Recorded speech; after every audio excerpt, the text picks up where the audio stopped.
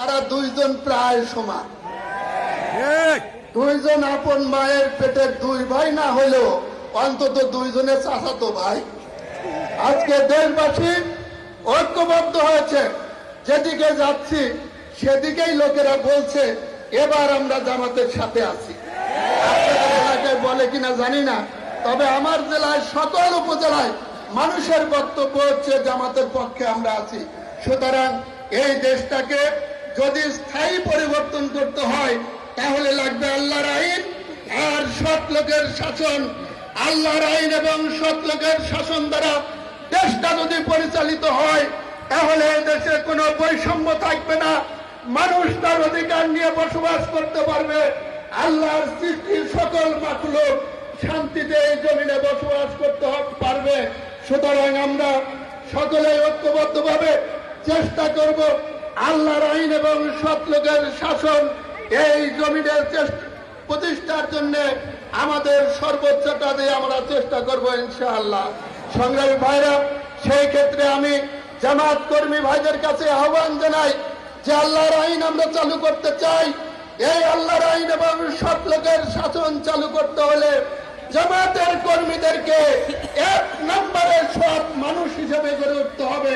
জামাতের কর্মীরা যদি কোরআন পড়ে, হাদিস পড়ে, ইসলামী সাহিত্য পড়ে, তাহলে যে চরিত্র গড়ে উঠবে ওই চরিত্রই হবে সৎ মানুষের চরিত্র। সেই চরিত্রই হবে সততার দৃষ্টিতে আপনার পরীক্ষিত চরিত্র। যেই চরিত্র আপনাদের সামনে আমরা উপস্থাপন মাঝে মধ্যে করেছি। আলহাজ দবিবুর রহমান সাহেবকে উপজেলায় আমরা দিয়েছিলাম।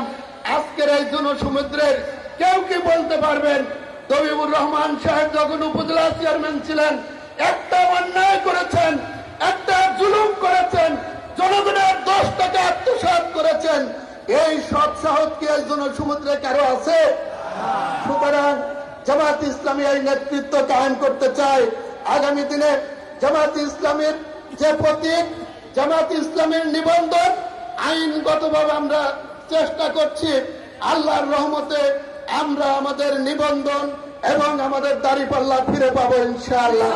আগামী জাতীয় নির্বাচনে ইসলামী দল, ইসলামী ব্যক্তি, ইসলামী প্রতিষ্ঠান সকলে মিলে ঐক্যবদ্ধভাবে জামাত ইসলামের এই প্রতীক, ন্যায় ইনসাফের প্রতীক, আল কোরআন স্বীকৃত প্রতীক দাঁড়িপাল্লা নিয়ে জাতীয় নির্বাচনে জামাত ইসলামী অংশ নেবে ইনশাআল্লাহ। সেই আহ্বান আপনাদের কাছে রাখছি যে আপনারা সবাই মিলে, আমরা সবাই মিলে এই দেশে আল্লাহর আইন চালু করার জন্য, সৎ লোকের শাসন চালু করার জন্য আমরা ঐক্যবদ্ধভাবে চেষ্টা করব। আল্লাহ তাআলা আমাদের সে তৌফিক দান করুন। ওয়া আখির দাওয়ানা আনিল হামদুলিল্লাহি রাব্বিল আলামিন। আসসালামু আলাইকুম ওয়া রাহমাতুল্লাহি ওয়া বারাকাতুহু।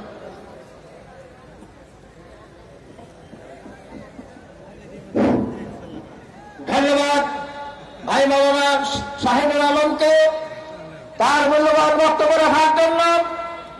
সম্মানিত ভাইরা, আমি আপনাদের করার জন্য অনুরোধ করব, আপনি একটু গেটটা ছেড়ে দয়া করে একটু পূর্ব দিকে আসেন। যদিও কষ্ট হবে তারপরে একটু কষ্ট করে গেটটা ছেড়ে দেন। আমাদের অনেক ভাই আছেন। সংগ্রামী সাথী বন্ধুগণ, এ পর্যায়ে আপনাদের সামনে বক্তব্য রাখবেন আজকে এই গোয়া জামায়াতের সম্মানিত বিশেষ অতিথি, বাংলাদেশ জামাত ইসলামের কেন্দ্রীয় মজলিসের অন্যতম সদস্য, বগুড়া পূর্ব জেলার সম্মানিত আমির, আমাদের 14 জন দায়িত্বশীল অধ্যাপক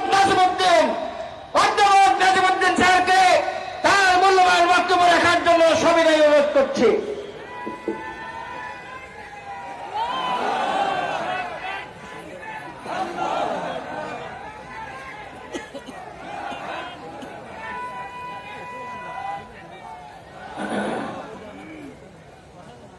আসসালামু আলাইকুম ওয়া রাহমাতুল্লাহ।